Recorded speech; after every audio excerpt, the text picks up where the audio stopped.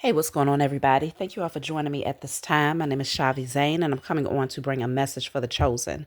If you find that this resonates with you in any way, please be sure to like, subscribe, leave a comment below, and let us know how it resonates with your circumstance.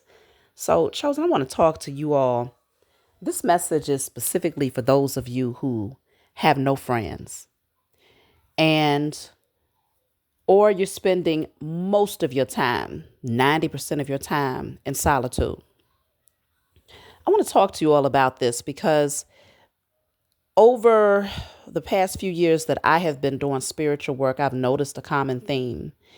And that common theme is that most chosen seeds end up in what you call hermit mode, where you go into solitude and you spend a lot of time alone. It's not an uncommon theme at all. It's very common. Okay. So, for those of you who find that a lot of your friends have dropped off or you've eliminated a lot of people from your life, don't feel bad about that.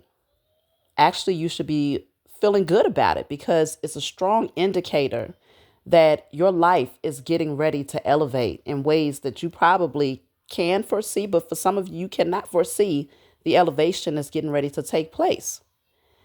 Now, let's just, for those of you who are in hermit mode or solitude, let's travel back a little bit. Now, we're going to think about the past circumstances. Now, try not to throw up in your stomach now, but think about when you had people in your circle, right? Friends. Now that you look back, you might be able to say, "Ooh, that was not a friend." But just think back when you actually considered a lot of these people to be friends. You either had the ones who were openly toxic, or you had the ones who were closet toxicity. Okay. So the openly toxic friends would obviously be the ones who are they are ratchet as all outdoors, right? They could have a lot of addictive patterns. They could just be messy, gossipy, always getting into some sort of fight or getting into some sort of trouble, mistreating people, and openly expressing, like, and didn't have no shame in it, right? And at that time, you might have been because you didn't want to judge the situation and because you might have known that person for a long time, your conversations with them when you heard about the toxic things would be like, "Oh, you crazy.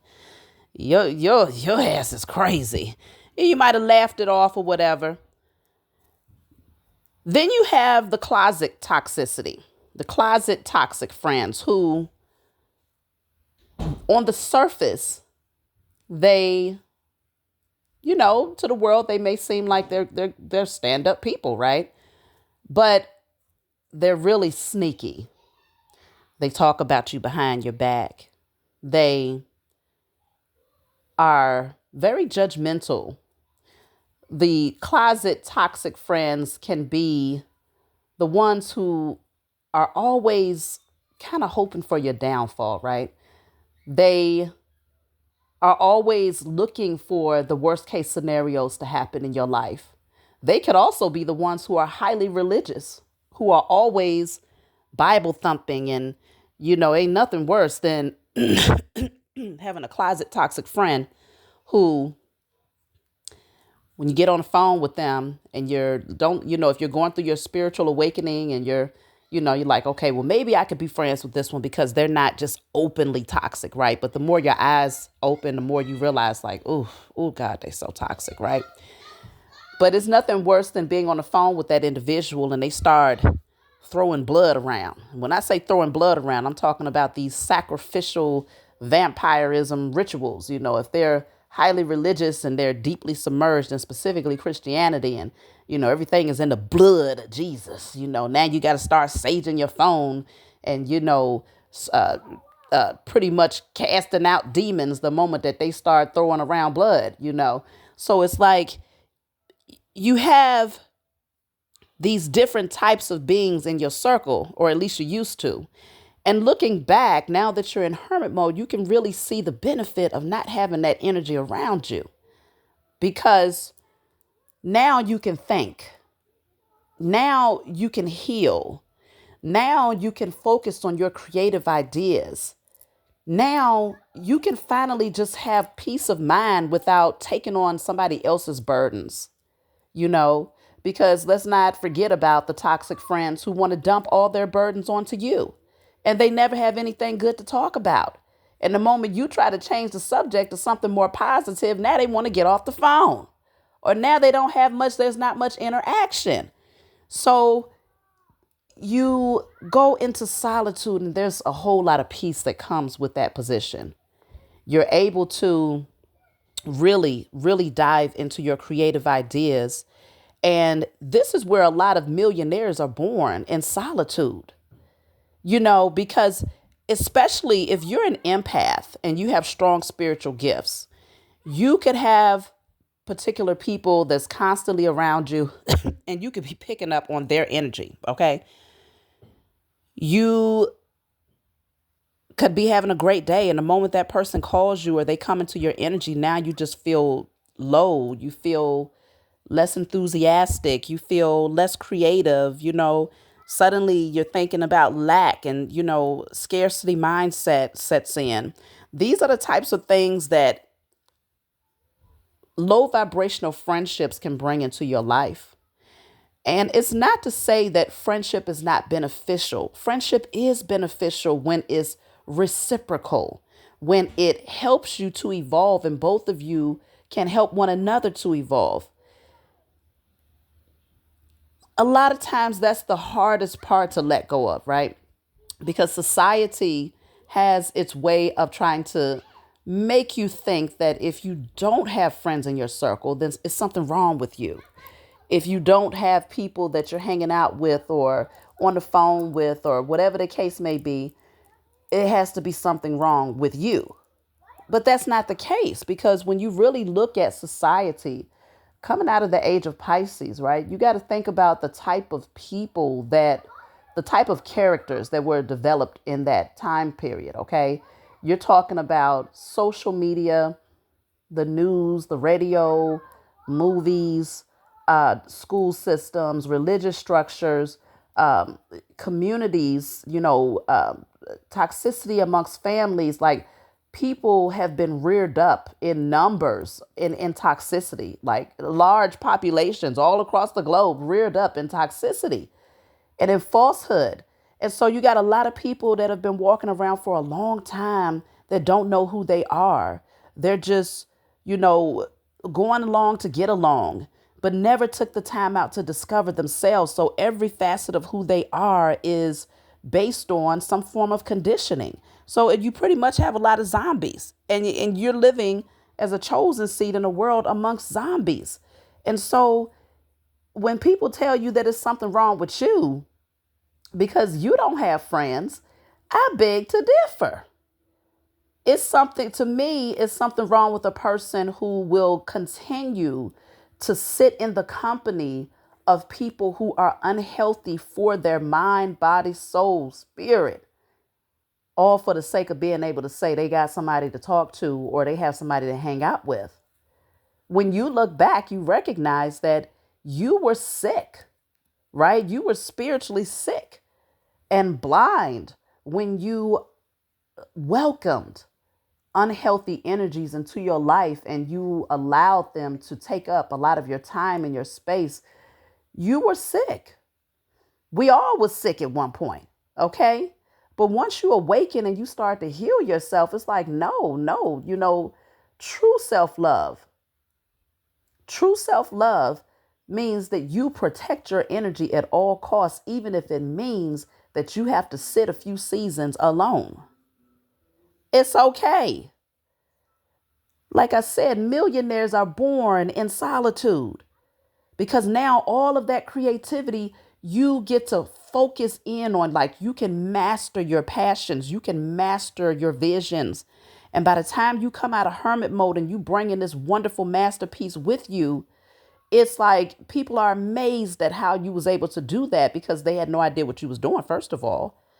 That's one of the greatest reasons why you come out thriving and on top with your creative ideas, is because nobody knew. Toxic friendships, you go tell the wrong person. I don't care. Even don't let it be the closet toxic friend, because that's the worst ones. At least the ones that are openly toxic, you can kind of gauge where they're coming from and what their next move is going to be, even though you don't want them in your energy either.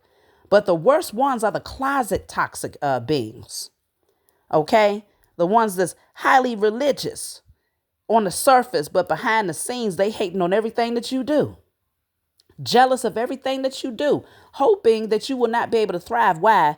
Because if you have one person who's highly spiritual and the other who is highly religious, you as a spiritual being, you don't deal with competition. You ain't got time for that, right?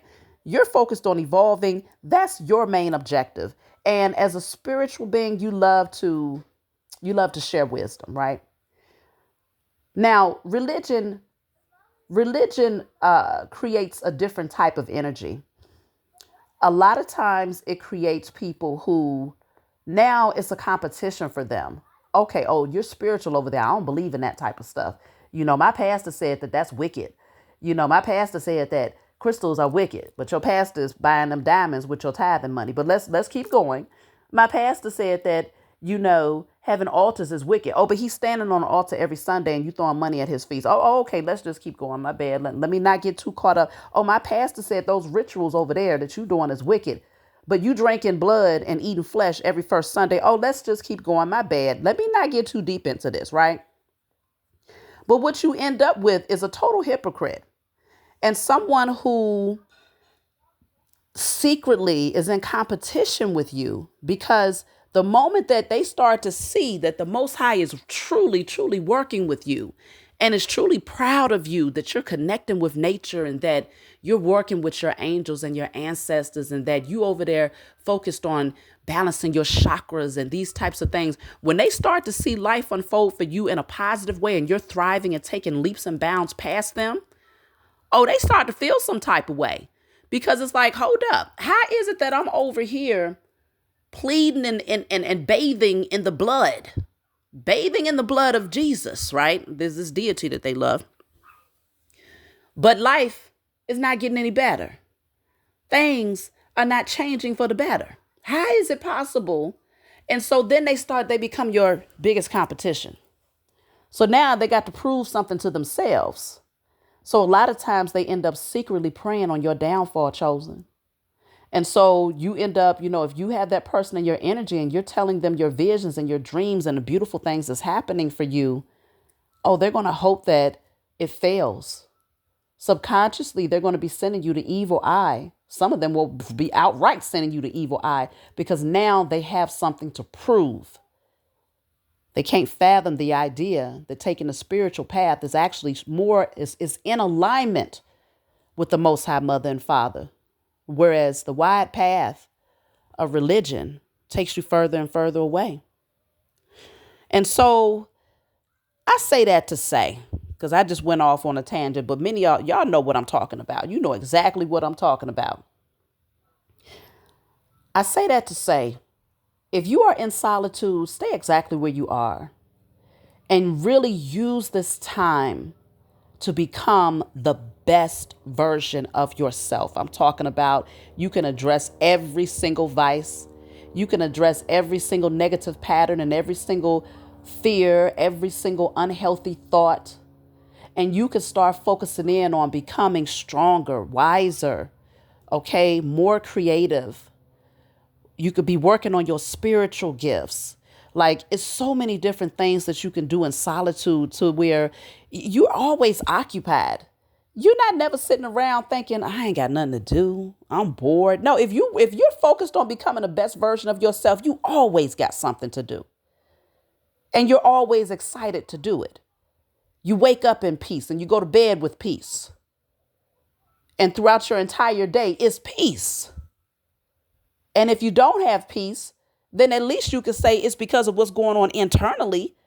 So you have all the tools to work on that. But it's not you taking on other people's burdens and other people's mental disruption and other people's fears and other people's insecurities.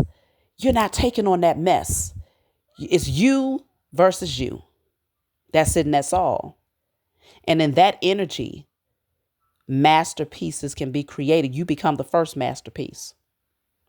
And then from there, you create great things. So give thanks because you're set aside for a reason. You're being preserved for a reason. And by the time you're done with this season or these few seasons of being in hermit mode, you will give thanks that you embrace this time of being in solitude because beautiful things will come from this. That's my message for you all. Like, subscribe, leave a comment below. Let me know, what do you think about being in hermit mode and what has been your personal experience when you look back at your friendships? Did you deal with a lot of openly toxic people, or was it the closet toxic friends that you had most issues with? And how did that work out for you? That's my message. I love you. Like, subscribe. I'll talk to y'all next time.